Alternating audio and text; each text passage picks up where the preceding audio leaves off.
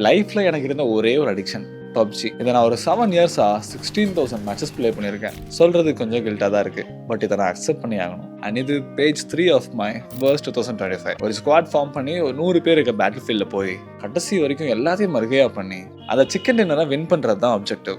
ஸ்டார்டிங்ல ஃப்ரெண்ட்ஸ் ஒரு 4 பேர் சேர்ந்து பேசிட்டே விளையாடுற மாதிரி ஒரு கேம் தான் இதை பார்த்தேன். அன்லைக் எனி அதர் கேம்ஸ் இதுல கிடைக்கிற அந்த டோபமைன் ஹிட் கொஞ்சம் அதிகமாக தான் இருக்கும். அது எதனாலனா அந்த winning spirit, male ego, strategy இதெல்லாமே சேர்ந்த மாதிரி இருக்கும். Hours and hours of time waste பண்ணி கான்கரர் புஷ் பண்ணேன்.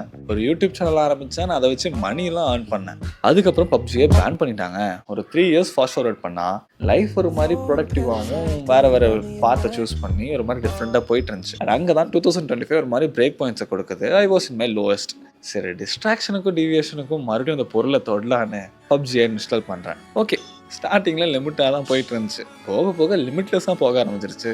ஆவரேஜாக ஒரு நாளைக்கு மோர் தென் 3 ஹார்ஸ் அதை ப்ளே பண்ண ஆரம்பித்தேன். முன்னாடி தான் எந்த ஐடியாவும் இல்லை, பெருசாக வேறு எந்த கமிட்மெண்ட்டும் இல்லை, இதை விளையாண்டுட்டு இருக்கோம். இப்போயும் ஏன் அதே ஃப்ளோவில் நம்ம விளையாண்டுருக்கோம்னு யோசிக்கும் போது it has been developed in that வேன்னு புரியுது. யாருக்கும் நம்ம ரியல் லைஃப்பில் ப்ரூவ் பண்ண போகிற மாதிரி கேடியை மெயின்டைன் பண்ணுறது, கான்கரர் டைட்டில் வச்சிருந்தா தான் ஒரு ரெஸ்பெக்ட் இருக்கணும் மெனக்கெட்டு புஷ் பண்ணுறது, and most importantly hard work போட்டால் யூடியூப்ல இதில் பெரிய ஆளாக வந்துடலாம்னு நம்புறது எல்லாமே இந்த கேமை சுற்றி இருக்க கிமிக்ஸ். இது எல்லாமே 3 இயர்ஸ் கழிச்சு அதே கேமை விளையாடும் போது ஒரு பாயிண்ட் ஆஃப் மேட்ரே கிடையாதுன்னு புரிஞ்சது. அப்போ அவ்வளோ சீரியஸாக விளையாண்டு இருந்த என்ன நினச்சி நானே சிரித்தேன். So if you serious about these kind of games, let be honest, இதை சுற்றி ஒரு கெரியரை பில்ட் பண்ண முடியாது. அப்படியே பில்ட் பண்ணாலும் you can earn good money. The probability is வெறும் 1% அவுட் ஆஃப் 100. ஸோ புரிஞ்சிருக்கும்னு நினைக்கிறேன். இந்த மாதிரி ஒரு கேமை ரொம்ப சீரியஸாக எடுத்துட்டு அவங்களோட டெய்லி லைஃபை இதுலேயே இன்வெஸ்ட் பண்ணிட்டு இருந்தாங்கன்னா மறக்காமல் ஷேர் பண்ணி லைஃபை தொலைச்சிக்க வேணான்னு சொல்லுங்கள்.